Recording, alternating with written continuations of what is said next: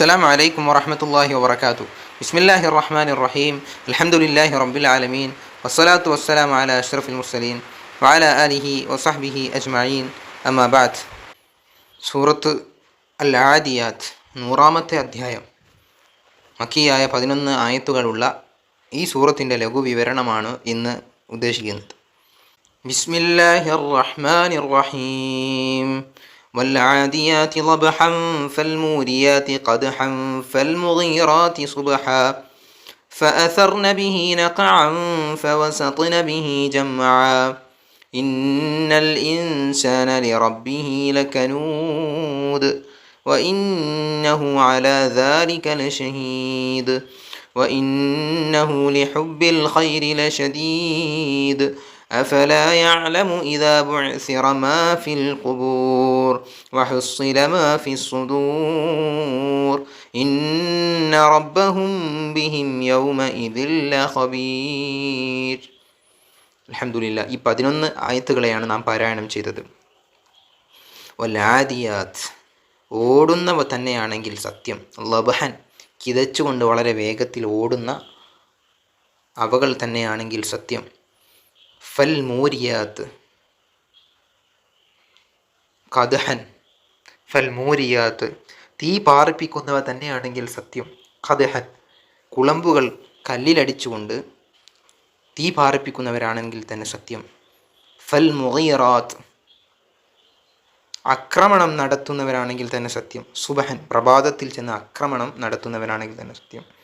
ഫഅസർന ബിഹി നഖഅൻ, ഫഅസർന ബിഹി, എന്നിട്ട് ആ പ്രഭാതത്തിൽ അവർ ഇളക്കിവിടുന്നു. നഖാൻ, പൊടിപടലങ്ങൾ ഇളക്കി വിടുന്നവരാണെങ്കിൽ തന്നെ സത്യം. അപ്പോൾ ചുരുക്കി പറഞ്ഞാൽ ഫവസത്ന ബിഹി ജംഅ, ആദ്യത്തെ 5 ആയത്തുകൾ. ഫവസത്ന ബിഹി ജംഅ, എന്നിട്ട് ആ പ്രഭാതത്തിൽ ഫവസത്ന, അവർ ഇടയിൽ പ്രവേശിച്ചു എന്ന് പറഞ്ഞാൽ സംഘത്തിന് ഇടയിൽ പ്രവേശിച്ചു. ജംഅൻ, ശത്രു സംഘത്തിനിടയിൽ പ്രവേശിച്ചവർ തന്നെയാണെങ്കിൽ സത്യം. ഇവിടെ പറഞ്ഞതുകൊണ്ട് ഉദ്ദേശിക്കുന്നത് ആദിയാത്തി ലബഹൻ ഫൽ മൂരിയാത്തി ഖദ്ഹൻ എന്ന് പറഞ്ഞാൽ കിതച്ച് ഓടി കുളമ്പുകൾ കൊണ്ട് കല്ലിലടിച്ചുകൊണ്ട് തീ പാറിച്ച് ഓടി അങ്ങനെ പ്രഭാതത്തിൽ ചെന്ന് ആക്രമണം നടത്തി ശത്രുക്കളുടെ ഇടയിൽ പ്രവേശിക്കുന്നവർ തന്നെയാണെങ്കിൽ സത്യം. ആരെയാണ് ഇതുകൊണ്ട് ഖുർആൻ ഉദ്ദേശിച്ചത്? ഇവിടെ പറഞ്ഞതുകൊണ്ട് ഉദ്ദേശിക്കുന്നത് കുതിരയാണെന്നും, കാരണം കുളമ്പുള്ളത് കുതിരക്കാണല്ലോ, അതല്ല ഒട്ടകമാണെന്നും അഭിപ്രായമുണ്ട്. കുതിരയാണെന്നാണ് റാസി ഇമാമും ഖബരി ഇമാമൊക്കെ പറഞ്ഞ പ്രബലമായ അഭിപ്രായം. കുതിരയെക്കൊണ്ട് അള്ളാഹു സത്യം ചെയ്യാൻ കാരണം മറ്റ് മൃഗങ്ങൾക്കില്ലാത്ത പ്രത്യേകത ആ കുതിരകൾക്കുള്ളത് കൊണ്ടാണ്. അതായത് ഓടിച്ചെന്ന് ശത്രുവിൻ്റെ നേരെ ചാടി വീഴാനും ഓടി രക്ഷപ്പെടുന്നതിലാണ് ബുദ്ധിയെങ്കിൽ നന്നായി ഓടി രക്ഷപ്പെടാനും മറ്റ് ജന്തുക്കൾക്കില്ലാത്ത കഴിവ് കുതിരക്കുണ്ട്. അതുകൊണ്ടാണ് യുദ്ധഭീതിയിൽ അല്ലെങ്കിൽ യുദ്ധമുഖമുള്ള ഒരു സ്ഥലത്ത് കുതിരയെ അള്ളാഹു ഇങ്ങനെ സത്യം ചെയ്യാൻ വേണ്ടി കൊണ്ടുവന്നിട്ടുള്ളതെന്ന് ഇമാം റാസി റഹിമഹുല്ല പറയുന്നുണ്ട്. ആധുനിക യുദ്ധോപകരണങ്ങൾ പ്രചാരത്തിൽ വരുന്നതിന് മുമ്പ് ഇന്ന് മിസൈലുകളും ഡ്രോണുകളും റോക്കറ്റുകളൊക്കെ ആയിരുന്നല്ലോ. യുദ്ധരംഗത്ത് കുതിരയുടെ സ്ഥാനം വളരെ വലുതായിരുന്നു. അക്കൂട്ടത്തിൽ അറബി കുതിരകൾ ലോകത്ത് തന്നെ പ്രസിദ്ധമായിരുന്നു. അങ്ങനെയുള്ള കുതിരകളുടെ ചില ഗുണങ്ങളാണ് ഈ സൂക്തങ്ങളിൽ, ഈ 5 സൂക്തങ്ങളിലായിട്ട് നമ്മൾ ഇപ്പോൾ ഓതി വെച്ചിട്ടുള്ളത്. 1, അതിവേഗത്തിൽ കുതിച്ചു പായുക. രണ്ടാമത്തത്, ഓട്ടത്തിൻ്റെ ശക്തി കാരണമായിട്ട് കുളമ്പ് കല്ലിൽ തട്ടുമ്പോൾ ഉരസി ആ വേഗത കാരണമായിട്ട് തീപ്പൊരി പാറുക. പ്രഭാത സമയത്ത് ശത്രുക്കൾ അശ്രദ്ധരായിരിക്കുമ്പോൾ എഴുന്നേറ്റ് വരും മുമ്പ് അവരുടെ താവളങ്ങളിലെത്തി ആക്രമണം നടത്തി അവിടെ പൊടിപടലങ്ങൾ സൃഷ്ടിച്ച് അന്തരീക്ഷത്തിൽ മൂടുമാറാക്കുന്ന ആ രൂപത്തിൽ അവിടെ പൊടിപടലങ്ങൾ സൃഷ്ടിച്ചുകൊണ്ട് അതിനെ ഇളക്കിവിട്ട് ശത്രുമധ്യത്തിൽ ചാടി വീണ് പട നയിക്കുക അല്ലെങ്കിൽ അതിനെ സഹായിക്കുക. ഇതൊക്കെയാണ് ആ ഗുണങ്ങൾ. ധർമ്മയുദ്ധം ആവശ്യമായി വരുന്നിടത്ത് നീതിയുടെ സ്ഥാപനത്തിനു വേണ്ടി ലക്ഷണമൊത്ത കുതിരകളെയും മറ്റും യുദ്ധസാമഗ്രികളും കൊണ്ടും ഒരുക്കുന്നത് വളരെ പുണ്യമുള്ള കാര്യമാണ്. അതിന് വലിയ പ്രതിഫലമുണ്ടെന്ന് നബി സല്ലല്ലാഹു അലൈഹി വസല്ലം തങ്ങൾ പറഞ്ഞിട്ടുണ്ട്. ഇസ്ലാം ഒരിക്കലും യുദ്ധത്തെ പ്രോത്സാഹിപ്പിക്കുന്ന മതമല്ല, മറിച്ച് നീതിക്ക് വേണ്ടി ധർമ്മയുദ്ധം ആവശ്യമായി വരുമ്പോൾ അതിൻ്റെ ഇസ്ലാമിൻ്റെ സംസ്ഥാപനത്തിനു വേണ്ടി നമുക്ക് വേണ്ട രൂപത്തിൽ തയ്യാറാവാം എന്ന് ഇതിൽ നിന്നും മനസ്സിലാക്കാം. ആധുനിക കാലത്ത് ചില രാഷ്ട്രീയ സ്വാധീനങ്ങൾക്കനുസരിച്ചുകൊണ്ട് അതല്ലെങ്കിൽ ചില കക്ഷികൾ പരസ്പരം യുദ്ധം ചെയ്യുന്നതൊന്നും ഇസ്ലാമിൻ്റെ പേരിൽ ആരും വെച്ച് കെട്ടരുത്. അതൊന്നും ഒരിക്കലും ഇസ്ലാമിലെ ധർമ്മയുദ്ധങ്ങളല്ല. ചില ആളുകളൊക്കെ കെട്ടി പുറപ്പെട്ടു പോയി അതല്ലെങ്കിൽ തീവ്ര ആശയങ്ങളോടുകൂടെ നാട് വിട്ടുകൊണ്ട് ജിഹാദ് എന്ന പേരിനെപ്പോലും തെറ്റിദ്ധരിപ്പിച്ച് ആ മഹത്തായ പദത്തെ ഇന്ന് ദുർവിനിയോഗിച്ചുകൊണ്ട് യുദ്ധഭീതി അതല്ലെങ്കിൽ മുസ്ലിം വിരുദ്ധത, ഇസ്ലാമോഫോബിയ നിർമ്മിക്കുന്നത് വളരെ പരിതാപകരമാണെന്ന് പറയാൻ വയ്യ. അള്ളാഹു നമുക്കും ലോക മുസ്ലിമീങ്ങൾക്കും സമാധാനം നൽകട്ടെ. 6-ാമത്തെ വചനം, ഇന്നൽ ഇൻസാന ലിറബ്ബിഹി ലകനൂദ്. തീർച്ചയായിട്ടും മനുഷ്യൻ അവൻ്റെ നാഥനോട് നന്ദി കെട്ടവൻ തന്നെയാണ് ലകനൂദ്. അതായത് ഇത്രയും 5ഓളം ആയത്തുകളിൽ അള്ളാഹു സത്യം പറഞ്ഞുകൊണ്ട് അള്ളാഹു പറയുന്ന വിഷയം മനുഷ്യൻ സ്വന്തം റബ്ബിനോട് നന്ദി കെട്ടവൻ തന്നെയാണ്. റബ്ബ് എന്നാൽ നമ്മെ സൃഷ്ടിച്ച് നമുക്ക് വേണ്ട ആരോഗ്യം, ധനം, മറ്റ് എല്ലാ സംവിധാനങ്ങളും ഒരുക്കി തന്ന് നമ്മെ വളർത്തി വലുതാക്കിയവനാണ്. നിങ്ങളിലുള്ള എല്ലാ അനുഗ്രഹങ്ങളും അള്ളാഹുവിൽ നിന്നാണെന്ന് വരുന്ന ആശയമുള്ള ആയത്ത് സൂറത്തു നഹ്ൽ നമുക്ക് കാണാം. വമാ ബിക്കും മിൻ നിഅമത്തിൻ ഫമിനല്ലാഹ്. എല്ലാ അനുഗ്രഹങ്ങളും അള്ളാഹുവിൽ നിന്നാണ്. ആ റബ്ബിൻ്റെ അനുഗ്രഹങ്ങൾ അനുഭവിച്ച് അതിന് ശുക്ർ ചെയ്യുന്ന, നന്ദി ചെയ്യുന്ന പ്രവർത്തനം നടത്തേണ്ട ഒരു മനുഷ്യൻ പക്ഷേ അതിനെതിരിൽ, അള്ളാഹുവിനെതിരിൽ നന്ദി കേടാണ് ചെയ്തുകൊണ്ടിരിക്കുന്നത് എന്ന പ്രയോഗം നാം സഗൗരവം കാണേണ്ട ഒന്നാണ്. അള്ളാഹുവിന് നന്ദി ചെയ്യാൻ ധാരാളം നിർദ്ദേശം ഇസ്ലാമിൽ കാണാം. അവനെക്കുറിച്ച് ദിക്ർ ചെല്ലലും അവൻ്റെ തന്നെ അനുഗ്രഹങ്ങളെക്കുറിച്ച് ചിന്തിക്കലും അവ അള്ളാഹുവിൻ ഇഷ്ടത്തിലായിക്കൊണ്ട് ഉപയോഗിക്കലും തുടങ്ങിയ ഒരുപാട് കാര്യങ്ങളിലൂടെയാണ് അവന് നന്ദി ചെയ്യുക നമ്മൾ സാധ്യമാക്കുന്നത്. ഇമാം ഖുർത്തുബി റളിയല്ലാഹു അൻഹു പറയുന്നത്, നന്ദി കെട്ടവൻ എന്നതിനു വിവിധ അർത്ഥങ്ങൾ പറയുന്നുണ്ട്. അള്ളാഹുവിൻ്റെ അനുഗ്രഹങ്ങളെ പൂർണ്ണമായി നിഷേധിക്കുക.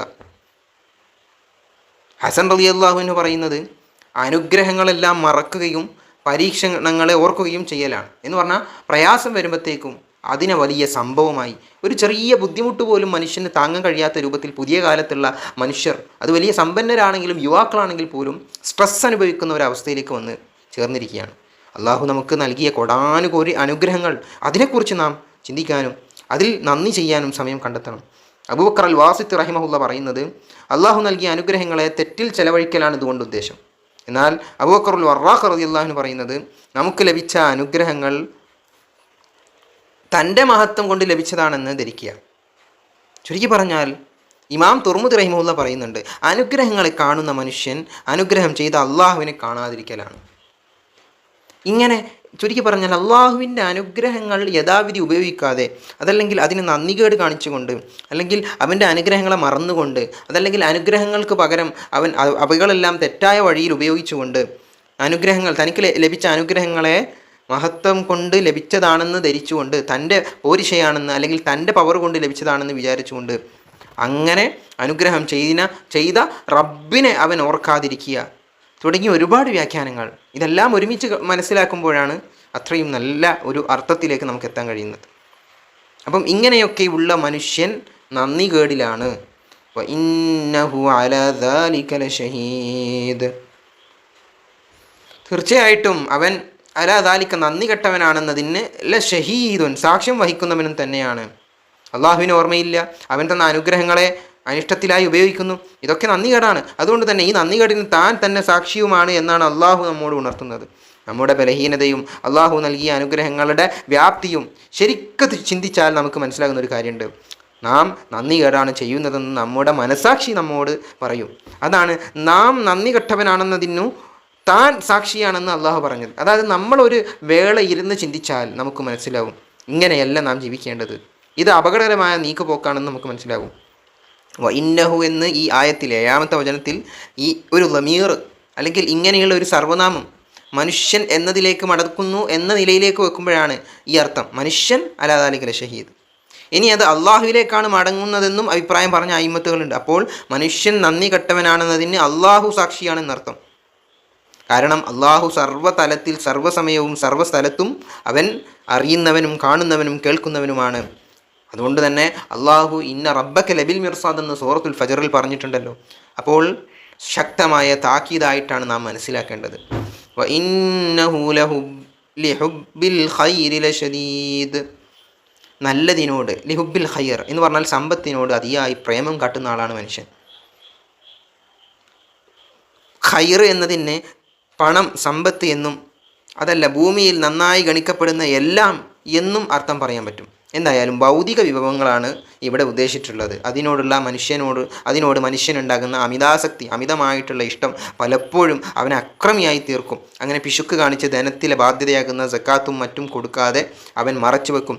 ധനസമ്പാദനത്തിനുള്ള മാർഗം ശരിയാണോ തെറ്റാണോ എന്ന് പോലും ചിന്തിക്കാതെ എങ്ങനെയെങ്കിലുമൊക്കെ പണക്കാരനാവുക എന്ന ഒരു രീതിയിലേക്ക് മനുഷ്യൻ മാറി ചിന്തിക്കും. ധനത്തോടുള്ള അമിതമായ താല്പര്യത്താൽ അവന് മറ്റ് മോശമായ പല സ്വഭാവങ്ങളും ഉടലെടുക്കും. ഇതിനെയാണ് അള്ളാഹു ആക്ഷേപിച്ചത്.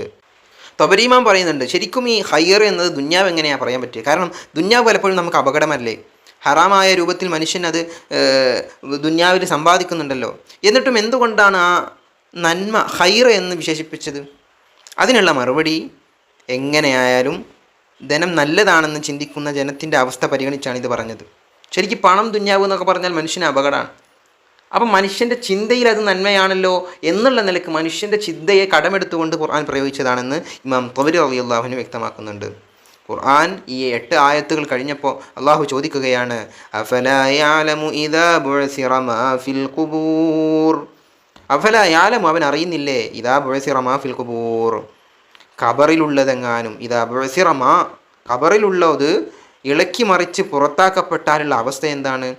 വഹുസ്സില മാ ഫിസ്സുദൂർ, അവൻ്റെ ഹൃദയത്തിലുള്ള കാര്യങ്ങളെല്ലാം പുറത്തേക്ക് വരികയും ചെയ്താൽ, ഇന്ന റബ്ബഹും ബിഹിം യൗമഇദിൻ ലഖബീർ, തീർച്ചയായിട്ടും അവരുടെ നാഥനാകുന്ന റബ്ബ് ആ ദിവസം അവരെക്കുറിച്ച് സൂക്ഷ്മമായി അറിയുന്നവൻ തന്നെയാണ്. എന്താണ് ഈ 3 ആയത്തുകളിൽ പറഞ്ഞത്? നന്ദികേട് കാണിക്കുന്ന മനുഷ്യനെ റബ്ബ് താക്കീത് ചെയ്തുകൊണ്ട് അള്ളാഹു ചോദിക്കുകയാണ്, മരണപ്പെട്ടവരെല്ലാം ഖബറിൽ നിന്ന് ഉയർത്തെഴുന്നേൽപ്പിക്കപ്പെടുമല്ലോ.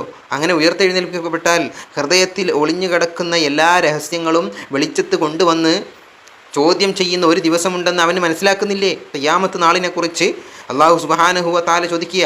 അന്ന് അവൻ്റെ സർവ്വ രഹസ്യങ്ങളും പുറത്തു കൊണ്ടുവരും. എങ്ങനെ മറപ്പിച്ച് വിളിച്ചാലും ഒളിപ്പിച്ച് വെച്ചാലും എത്ര വലിയ പാസ്വേഡ് ഇട്ട് പൂട്ടി വെച്ചാലും അന്ന് താൻ പരാജയപ്പെടാതിരിക്കാൻ ഇന്ന് തന്നെ നേരത്തെ സൂചിപ്പിച്ച നന്ദികേടുകൾ ഒഴിവാക്കണം എന്നാണ് ഈ പറഞ്ഞ താക്കീതിൻ്റെ ചുരുക്കം. അപ്പോൾ നിങ്ങളിങ്ങനെ നന്ദികേടിൽ ജീവിച്ചാൽ കുഴപ്പമൊന്നുമില്ല, ആഖിറത്തിൽ നിങ്ങളെ അള്ളാഹു പിടിക്കും എന്ന ഒരു മുന്നറിയിപ്പാണ് അള്ളാഹു നൽകുന്നത്. അന്നത്തെ ദിവസം അള്ളാഹു അവരെക്കുറിച്ച് സൂക്ഷ്മമായി അറിയും എന്ന് പറയുമ്പം ഇവിടെ ചില ചോദ്യങ്ങൾ വരുന്നത് കാണാം. ഒന്നാമതായിട്ട്, അന്ന് സൂക്ഷ്മമായി അറിയും എന്ന് പറയുമ്പോൾ അതിന് മുമ്പൊന്നും അള്ളാഹുവിന് അറിവില്ലേ? അങ്ങനെയല്ലേ?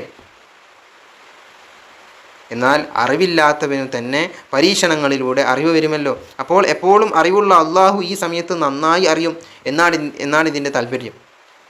അപ്പോൾ നമ്മൾ മനസ്സിലാക്കേണ്ടത്, അറിവില്ലാത്തവന് തന്നെ പരീക്ഷണങ്ങളിലൂടെ അറിവ് വരുമെങ്കിൽ അറിയുന്ന റബ്ബാകുന്ന അള്ളാഹുവിന് ഈ സമയത്ത് നന്നായി അറിയാൻ കഴിയും. അതുകൊണ്ട് മുമ്പ് അള്ളാഹുവിന് അറിവില്ല എന്ന് പറയേണ്ട കാര്യമില്ല. രണ്ടാമതായിട്ട്, ആ ദിവസം അള്ളാഹുവിൻ്റെ അധികാരത്തിലുള്ള ദിവസമാണ്. ഇന്ന് ആരുണ്ട് രാജാവ് എന്ന് അള്ളാഹു ചോദിക്കുന്ന ദിവസം. അപ്പം അന്ന് ബാഹ്യമായിട്ട് പോലും അധികാരിയാണെന്ന് പറയാൻ ആളില്ലാത്ത അന്ന് അള്ളാഹു സവിസ്തരം അറിയുന്നു എന്നാണ് റാസി ഇമാം ഇതിനെ വ്യക്തമാക്കി പറഞ്ഞ മറുപടി. മറ്റൊരു ചോദ്യം, ഹൃദയത്തിൻ്റെ പ്രവർത്തനം മാത്രം എന്തുകൊണ്ടാണ് ഇവിടെ പ്രത്യേകം എടുത്തു പറയുന്നത്? അവയവങ്ങളുടെ പ്രവർത്തനം അന്ന് പുറത്തു വരില്ലേ? വരുമല്ലോ. അവയവങ്ങളുടെ പ്രവർത്തനം മനസ്സിൻ്റെ തീരുമാനത്തോട് തുടർന്ന് വരുന്ന, അപ്പം നമ്മുടെ എല്ലാ അവയവങ്ങളും വല്ല കർമ്മങ്ങളും ചെയ്യുകയാണെങ്കിൽ ബോധമനസ്സിൽ നിന്നുള്ള പ്രവർത്തനത്തിൻ്റെ ഭാഗമാണ്. അതുകൊണ്ട് മനസ്സിൻ്റെ പ്രേരണയാണ് സാധാരണഗതിയിൽ അവയവങ്ങളെ കൊണ്ട് ഓരോന്ന് ചെയ്യിപ്പിക്കുന്നതിന് പിന്നിലുള്ള ഘടകം. ആ അടിസ്ഥാന പ്രവർത്തനം ഹൃദയത്തിൻ്റെ പ്രവർത്തനമാണല്ലോ. അപ്പം അവയവത്തിൻ്റെ പ്രവർത്തനങ്ങളും പുറത്തു വരുമെന്ന് ചുരുക്കം. കാരണം അതിൻ്റെയൊക്കെ മടക്കം ഹൃദയത്തിലേക്കാണ്. ഈ ശൈലി ഖുർആൻ പലയിടത്തും പറഞ്ഞതായിട്ട് നമുക്ക് കാണാൻ സാധിക്കും. ഏതായാലും അള്ളാഹു ആ അന്ത്യദിനത്തിൽ വിജയിക്കുന്ന യഥാർത്ഥ വിശ്വാസികളിൽ നമ്മെ ഉൾപ്പെടുത്തി അനുഗ്രഹിക്കുമാറാവട്ടെ.